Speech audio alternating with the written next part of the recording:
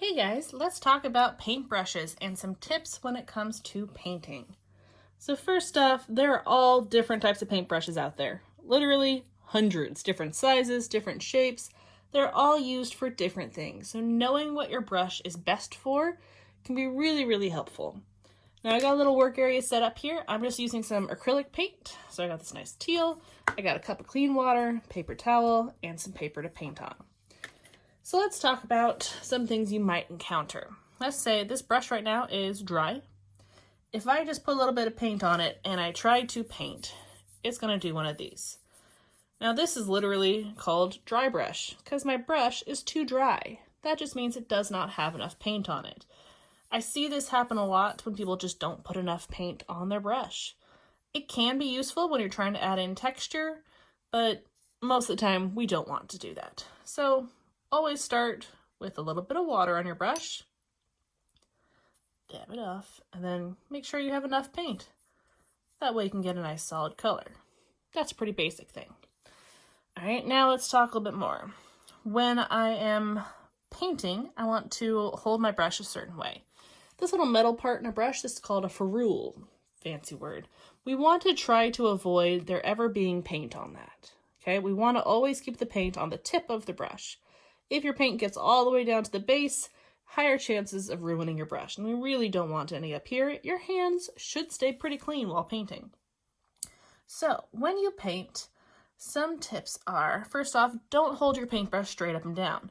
If I did that, if I tried to go back and forth, I'm not getting very clean lines because my brush has no time or place to turn around. Instead, what I want to do is I want to pull the brush the direction I'm trying to go. So I hold my brush like a pencil, but then I kind of ease up a little bit. I like to go a little bit higher up, unless I'm doing little details, and I hold it loosely. Let that paint flow off the brush. So when you notice it starts getting light, turn your brush so you can hit some more paint or refill. But I'm pulling the brush the direction I want it to go. Don't ever push. Oh, that just hurts my brush. It makes me sad. It doesn't work very well either. Always pull.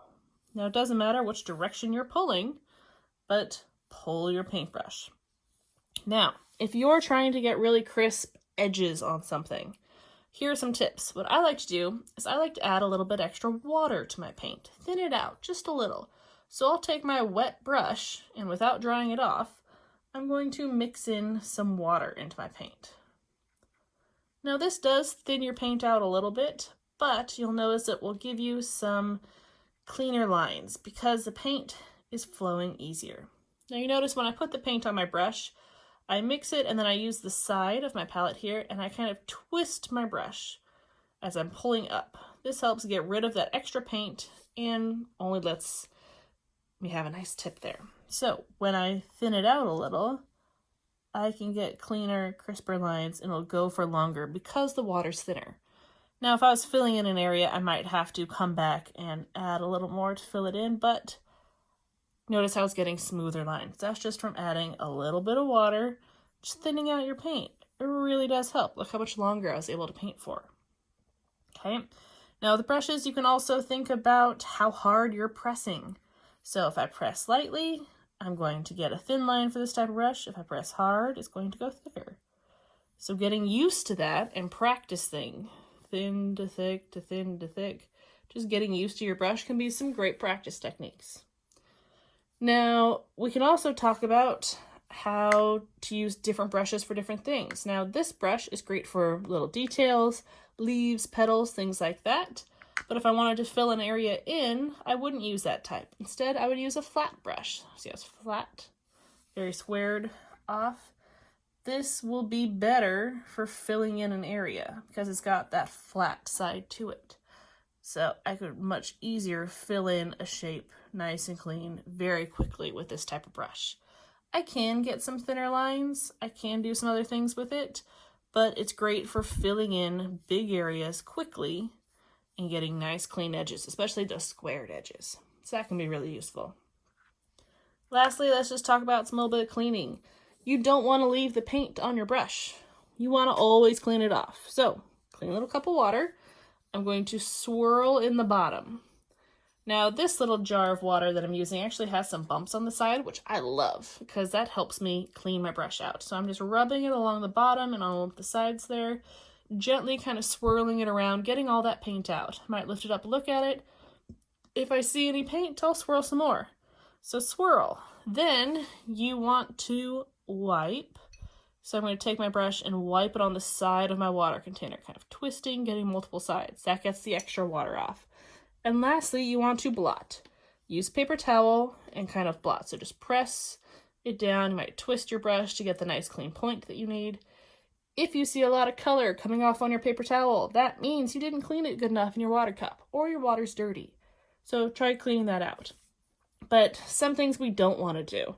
You don't want to squeeze it with your fingers. Ugh, so you're just going to have messy hands. You don't want to just take a wet brush and put it into different colors. You always want to rinse it off, and then always make sure you're putting it into a point. Keep the hair of your paintbrush looking nice.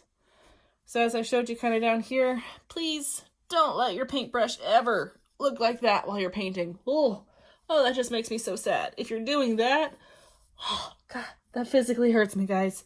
Don't do it. Don't push your brush. Always pull. Twist as you pull. Keep it in that nice point or the shape it is supposed to be. Your brushes will stay in better condition for longer. It'll save you money in the long run. You don't want a brush to ever go bad faster than it needs to. Always rinse them out. Clean them right away. Then when you're done with your painting, please make sure you take it to the sink and wash them with a little bit of soap. Again, it's going to save the life of your paintbrush. You can always trade out the water in your cup as often as you need to. So those are some general tips for using a paintbrush.